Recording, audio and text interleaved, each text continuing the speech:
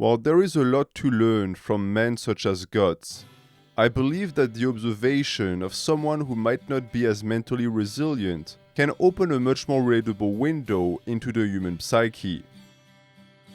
The story of the Black Swordsman is one that many around the globe have found greatly motivational, but at the end of the day, and despite all the darkness that our hero had to deal with, it still told the tale of a winner.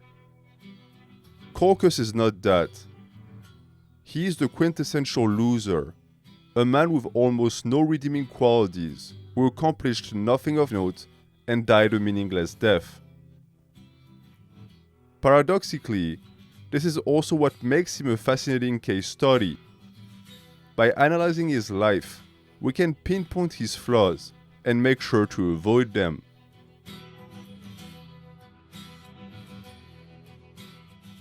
First of all, Corkus is a realist. In the Band of the Ark, he is always the one to temper the ardors of others. This isn't done in an effort to be the voice of reason. Instead, he's constantly making sure to lower the ambitions of those around him, in an effort to feel better about himself.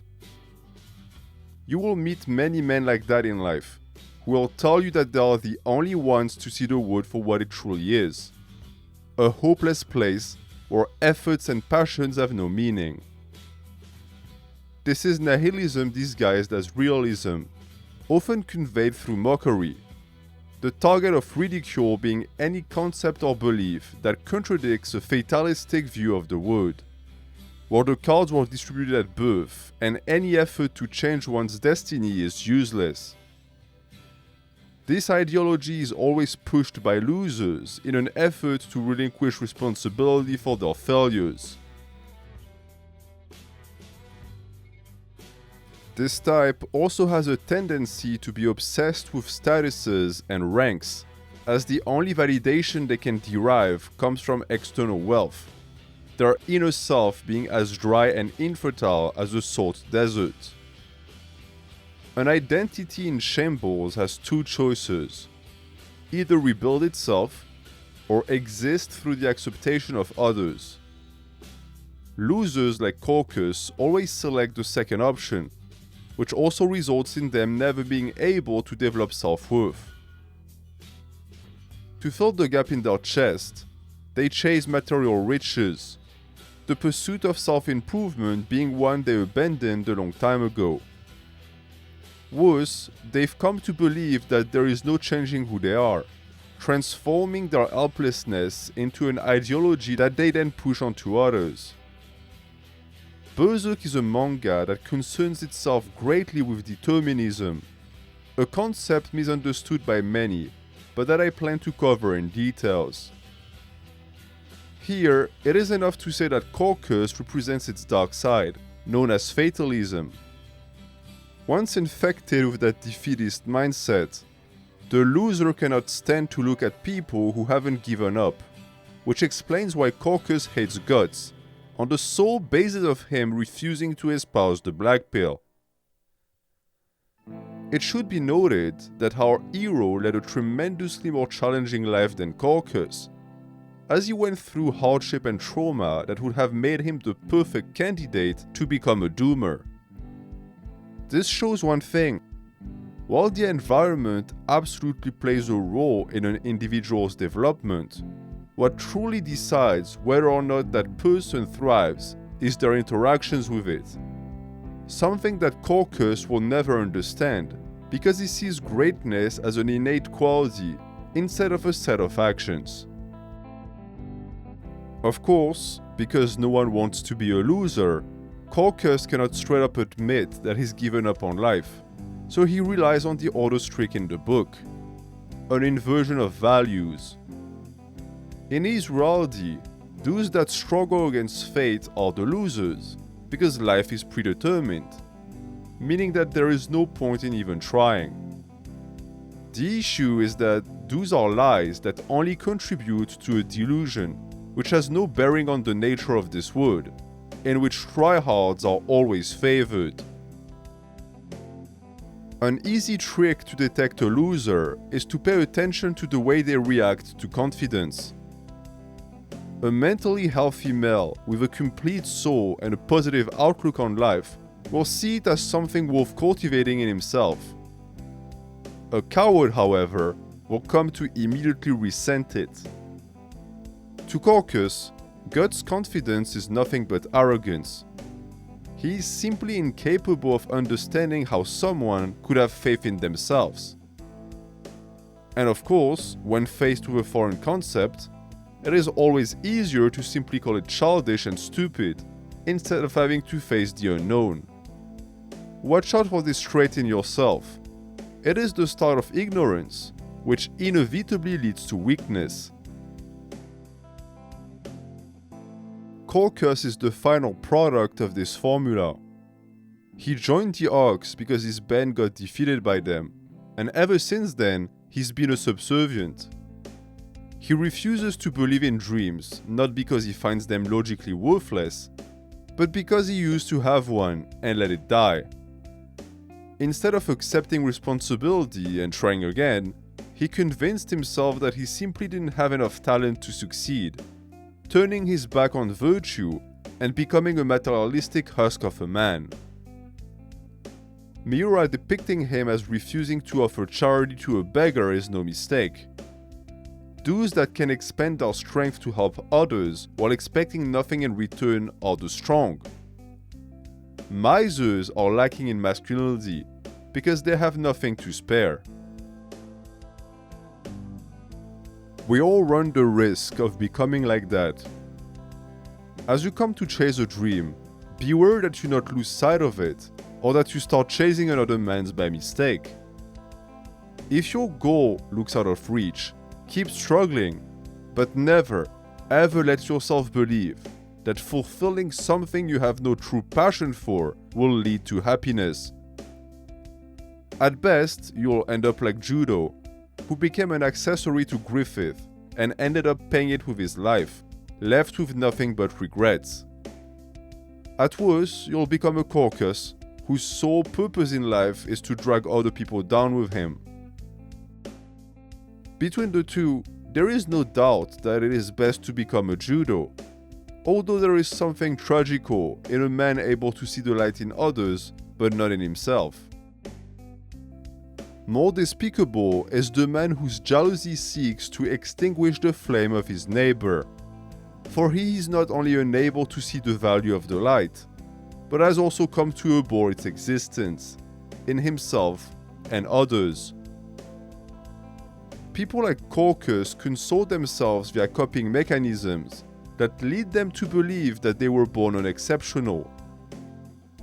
So when someone like Guts, who spit the black pill and refuses to fall into despair, shows up, their natural reaction is to hate him, as he blows a hole in their theory. Corkus even entertained the idea of assassinating him, from behind using a bowgun like the good coward he is, simply to not have to face the reality check that the existence of the strong imposes on the weak. The fact that all his provocations never managed to prompt anything but a stoic stare from the swordsman adds to the frustration, as the only weapon of a nihilist is his tongue, with which he injects poison. Alas for him, la bave du crapaud n'atteint pas la blanche colombe. You will have noticed by now that Corkus is an extremely emotional man. There is nothing wrong with having feelings. However, there is a problem with not being able to control them. Add to that the fact that the only emotions he feels are negative ones, and you end up with the perfect example of someone who is a dead weight to those around him. Guts is the exact opposite. He doesn't burden others with his distress, and focuses on fixing the self through inner work, rather than to blame its state on others. This restraint is born of pride, and manifests itself externally through a firm composure accompanied with the air of certitude that one comes to expect from an indomitable spirit. Any soul well born would find the exclamation, "Don't be so proud," to be ridiculous, but in the mouth of a loser, it makes total sense. In the twisted world of the Untermensch, pride is seen as a fault, and self-depreciation as a virtue. To someone like Corkus, Guts commits great sins just by existing. This is why he keeps repeating, "You're not special." He cannot stand the idea of someone feeling good about themselves, and so he tries to take that away any chance he has. This, in turn, betrays the ideological inconsistency inherent to Corkus' belief system, as his little nihilistic shtick quickly falls apart when you realize that he worships Griffith like a god. In his eye, he is the only human to have transcended fate. If Guts manages it as well, then he can't keep telling himself that his commander is special. The exception will become the rule, and he will have to face the truth, that the problem was with him, not the wood. And when the illusion he built for himself falls apart at the instance of Guts besting Griffith, what does he do? He copes some more. There is no limit to how pathetic you can become if you always run away from reality. This is your brain on nihilism. Regardless of the circumstances, a spirit that has tapped out will always fail to recognize its own agency and the role it plays in the world. Corkus has no faith in himself, and therefore no faith in others. His lifestyle is entirely despondent, as he has come to believe that his actions have no effect on his destiny. Many people who suffer setbacks or difficulties in their lives turn out like this, failing to understand that their misery was directly caused by their own doings, meaning that it's their responsibility to not repeat past mistakes and learn from them. The man that always thinks it wasn't his fault never progresses, and ends up a sad sack of self-pitying misery.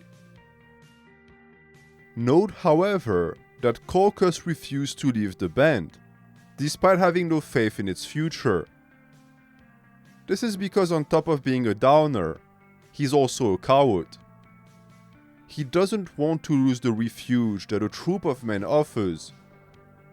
In that, he is also different from Guts, who left the Ox the second he felt that his individuality was being threatened by it. Weak men always welcome the warm embrace of the earth, as it allows them to blend their identity with that of others, diluting their personal responsibility into the lukewarm soup of the group.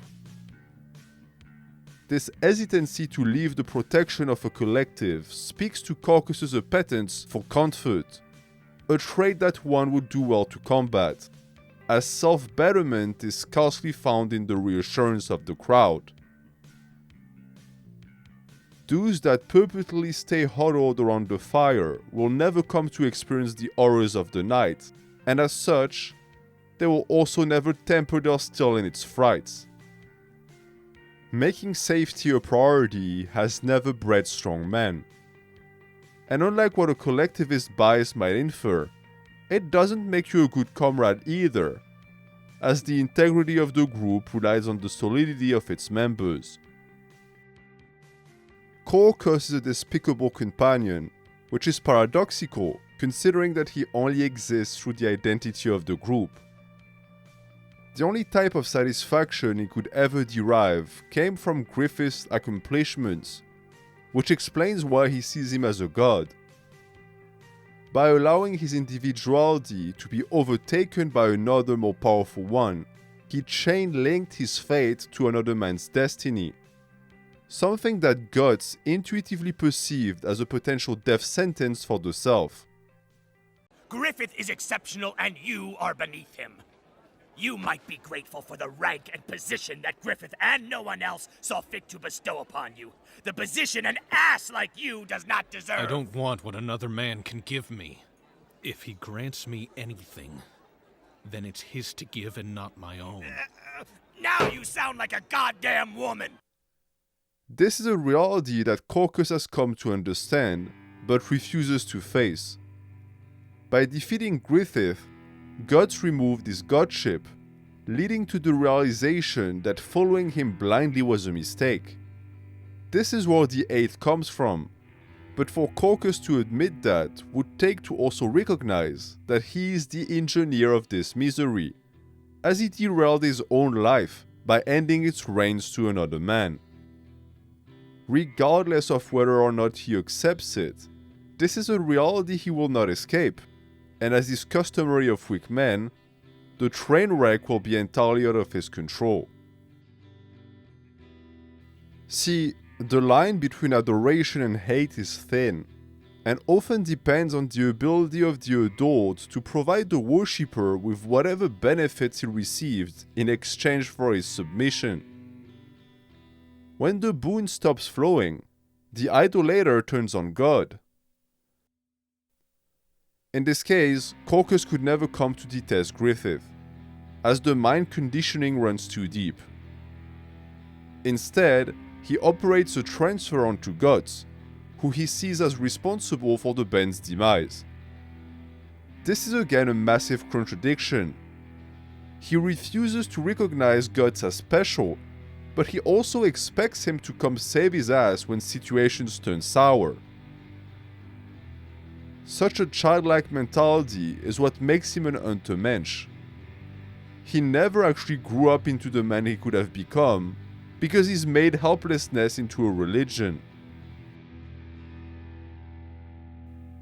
I won't dwell too much on the irony of Corkus refusing to call Guts his comrade when the former has bled himself dry for the sake of the troop, while our coward-in-chief spent every battle squandering his men and complaining that the riders stole all the glory. There is no mistaking it. Corkus is deeply jealous of Guts, to the point that he couldn't wait to take his spot as captain, a role that he was completely incapable of fulfilling. There is something to be said about a being so devoid of individuality that it can only live through the worship of other men or the copying of their every move, without any semblance of personal identity. Never allow yourself to exist as anything but yourself. Ever. The saddest part about men like Corkus is that underneath their jaded exterior, they still conserve the hope that their condition will improve. Of course, they will never admit it, as it would force them to face the fact that if it doesn't, it's entirely their fault. Thus, they rely on external factors. They secretly wait for the day when someone is going to come save them. Newsflash, wimp, that person is you. The panel of Corkus breaking his sword on a rock is no innocent inclusion by Miura, as this character functions as the anti-Guts. It is therefore quite telling that he would willingly shatter his mean of protection, effectively surrendering the fight before it even started. Meanwhile, Guts fought with a broken sword during the eclipse. This shows the difference of resolve between the two men, which ultimately dictates their fates. For anyone who's been around such wuss, you must be familiar with their most aggravating character trait: constant self-pitying. They think the wood is out to get them, and when it eventually does due to their lack of proactivity, they see it as the sign that they were right all along. This is when the mind falls in love with its own demise. There is something eerie to be found in negative portion, when Eros and Thanatos become one. The mortification of the self turning into the ultimate transgressive pleasure. If you know someone like that, understand one thing: you cannot help these people. The more attention you give them when they sulk, the more you teach them that the way to receive validation is to act helpless. This is the crybaby cycle. Tough love is the antidote, but they have to deliver it themselves. And if they choose not to, like many losers do, then life will be sure to administer the dose. You can feed your delusions as much as you want. One day, the reality of this world will be knocking on the door. That moment for Corkus was the eclipse. He was left entirely alone in the midst of a chaotic occurrence that the existence of the group could not protect him from, seeing as how it got decimated alongside him. This is the perfect allegory of what happens to dependents. Once whatever external institution they rely on dies, they die with it. They are also entirely useless in attempting to save it, which is logical since you've never seen a parasite save its host.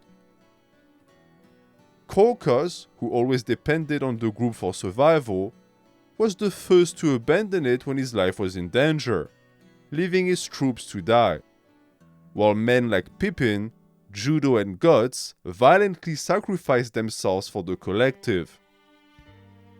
A coward is no friend. His non-existent self-worth turned out to be the end of him. Often, people think that a man who lacks in confidence will be the one to suffer from it, but they forget that humans are social creatures, and that there will always be people who rely on you. The essence of masculinity is to possess such strength that you can shelter many a soul, who will in turn become shields themselves. This is how a strong individuality gives birth to a strong collective. Corkus entirely failed in that aspect. He couldn't protect his men because he can't even protect himself. Had he not been a wimp, his circumstances might have been different, but it's too late for that. So instead, he does what he's always done. He copes.